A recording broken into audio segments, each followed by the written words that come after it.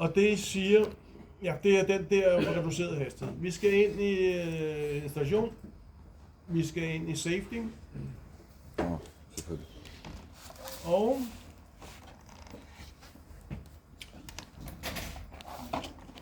så prøv at se robot limits. Man kan lynhurtigt sætte nogle standard ved at tage den der.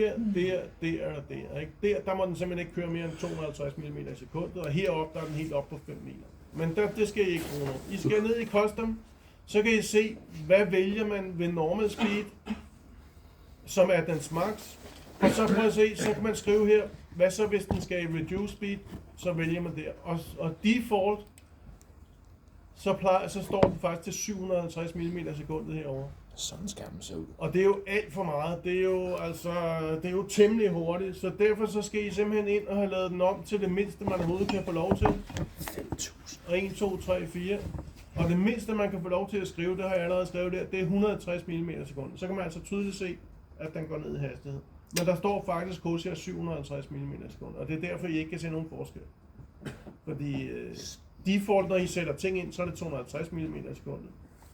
Så I skal simpelthen ind her i Safety, Robot Limit, og så skal I have skrevet 160 i stedet for 750. Det andet, I skal jo også have konfigureret den der, hvor I nu har sat jeres Reduced Mode. Simpelthen vælge den der hedder Reduced Mode. Og så husk at sign, når I har gjort noget. Husk lige at apply, hedder det. Apply og restart.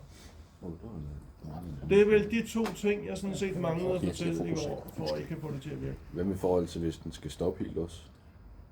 Det gør den automatisk. Den har de der klemmer der hedder Safeguard Stop.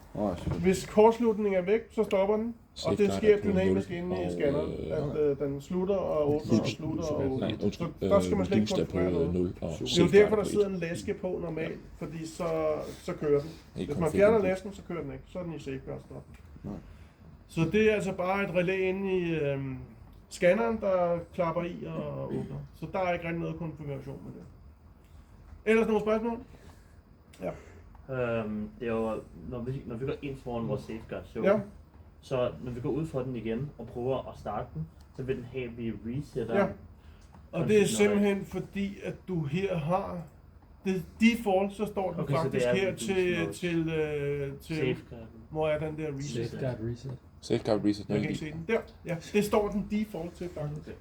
Okay. Og det er derfor. Så den fjerner du bare. Og ja. Så det var meget. Okay. Just, har du muligvis nogle læsebriller, du glemmer? Det sker altså, fra man er 42 år, så begynder muskulaturen at blive sløv. Ja, det skete faktisk på så kort tid, så jeg begyndte at blive bekymret, så jeg ringede til øjenlægen. Det er en smule og der gråskær. var jeg 42. Altså netop, jeg har aldrig skulle tage brillerne af for at læse og sådan noget der. Og det skete inden for meget kort tid, jeg kunne pludselig ikke se noget, så ringede jeg til øjenlægen, og så var jeg deroppe. Og så ved jeg ikke, om han tog pis på mig, fordi jeg var 42, og så sagde han, det er noget, der typisk sker, når man er 42. Jeg tror simpelthen, han har tjekket mit CPR, og så skulle han lige være pisklog. Ikke? Men det sagde han påstod, det var typisk for 42, og så begynder muskulaturen at blive det er meget fint. dårlig. Og det er altså, nu skal du ikke bare have laserkirurgi? Jeg har faktisk, jeg kan godt sidde sådan her, fordi jeg har 2 styrke, så jeg kan godt sidde sådan her. Du har 2 styrke? Ja, jeg har 2 styrke. Men sådan her kan jeg ikke se, men hvis jeg sidder sådan der, men det er sgu nemmere. Så skal jeg så til.